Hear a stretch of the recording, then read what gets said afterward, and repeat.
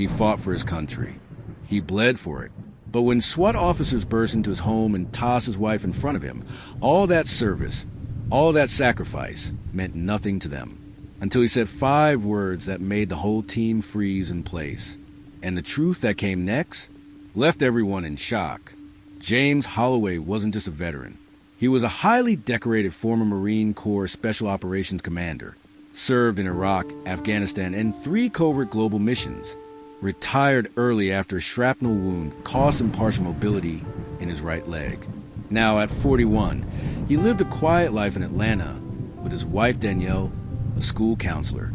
They had just returned from a community church event that night. Slow jazz on the stereo, dinner leftovers on the stove, laughter filling the air.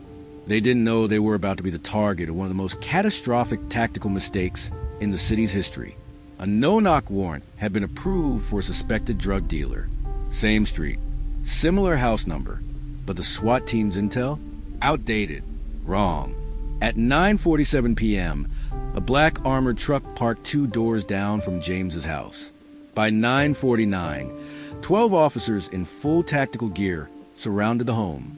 No announcement, no warning, just a flashbang through the front window and a metal battering ram slamming through the door. James was in the kitchen. Danielle was walking toward the living room with a mug of tea. Before either could process what was happening, masked officers stormed in shouting, "Down on the ground! Hands where we can see them!" Danielle screamed. James instinctively raised his hands. "Wait! This is a mistake." But one officer yelled, "She's moving!" and fired his taser. Danielle collapsed, screaming as 50,000 volts surged through her body. James dropped to his knees next to her, trembling, confused, but also calculating. His training never left him. He looked each officer in the eye, then said 5 words. With a calm but deadly voice, James said, "You just tossed a diplomat's wife." Everything froze. The shouting stopped. The radios clicked. Fingers hovered just off triggers. One of the officers stepped back. What did he just say?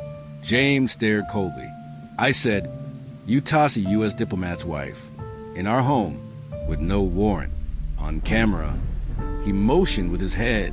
Every corner of their house had private security cameras. He'd installed them after receiving threats linked to his prior missions overseas. The lead SWAT officer tapped his radio. "Command, we need verification now. We might have hit the wrong target." 3 minutes of chaotic silence. Then dispatch responded. Code red. Wrong address. Subject is retired U.S. military intelligence. Advise full disengagement immediately. The officer cursed under his breath. "You gotta be kidding me." Another added, "We toss his wife." James was now kneeling over Danielle, who was conscious but shaking, her face pale and frightened. He didn't yell. He didn't cry. He just said, "Get out of my house." And they did. By morning, the footage had gone viral. James uploaded the security camera recordings to a private server, then sent it directly to 2 news outlets and 3 of his former Pentagon contacts. The footage showed unannounced forced entry, a non-threatening woman being tossed, a veteran and his wife being treated like criminals in their own home. The story hit national headlines in under 12 hours. Talk shows, news cycles, social media. The hashtags exploded. Hashtag Taz without cause. Hashtag veteran rated. Hashtag justice for Danielle.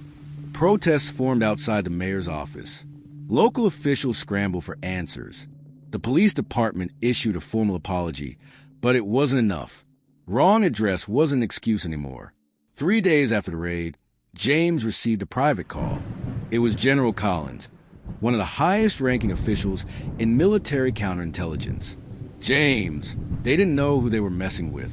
We're launching a full internal review. You have our support. Whatever you need." But James didn't ask for favors. He asked for accountability. He wanted all officers involved suspended, the warrant policy reviewed, and mandatory training for SWAT teams on veteran response procedures. The city agreed. Within 2 weeks, 6 officers were suspended, including the one who fired the taser. Danielle, eventually spoke at a press conference. No lawyer, no flash, just a woman who had nearly died in her own living room. I wasn't a threat. I was just walking across my home. If my husband had reacted the way they expected, he might have been shot, and the headline would have been different. The crowd fell silent. She ended with, "We love our country, but our country needs to stop turning its guns inward." James and Danielle filed a federal civil rights lawsuit within a month. The charges? Excessive force, unlawful entry, emotional and physical trauma, violation of constitutional rights. Their attorney? A retired JAG officer. The city tried to settle quietly, but James refused to be silenced. "You toss my wife in front of me, you will answer in court." James turned the moment into a mission. He launched a nonprofit called Shield Within, focused on training law enforcement on how to handle interactions with veterans, advocating against no-knock raids, supporting families affected by wrongful police violence. Within 6 months, over 20 departments nationwide signed up for the program. In a televised interview months later, James was asked, "What kept you calm that night?" He answered, "Training, discipline, and the terrifying thought that if I moved too quickly, my wife would die and nobody would believe me." He paused. "So I gave him words they couldn't ignore, and I made sure the world heard them. You just toss a diplomat's wife." They weren't empty. James had done intel work for multiple embassies. Danielle was a U.S. civilian attaché for a mental health initiative overseas. She wasn't technically a diplomat, but she was close enough. And those 5 words, they hit harder than any bullet could have. They made power pause. Today, James and Danielle travel to speak at veteran organizations, police academies, and civil rights events. Their story is used in training material by the FBI, military police, and city departments nationwide. And that footage, it's now part of a permanent exhibit at the National Civil Rights Museum titled, "When the War Comes Home, Veterans and Policing in America." They thought they were breaking into a drug house. Instead, they stormed the home of a Marine, a protector, a man who gave everything for his country. And when they tossed his wife, they expected him to break. Instead, he used 5 words that made power answer for its actions. Sometimes justice doesn't come with guns or fists. Sometimes it comes with calm and a camera. If this story moved you, subscribe for more real-life inspired stories that demand to be heard. Comment below. What would you do if someone you loved was treated like this?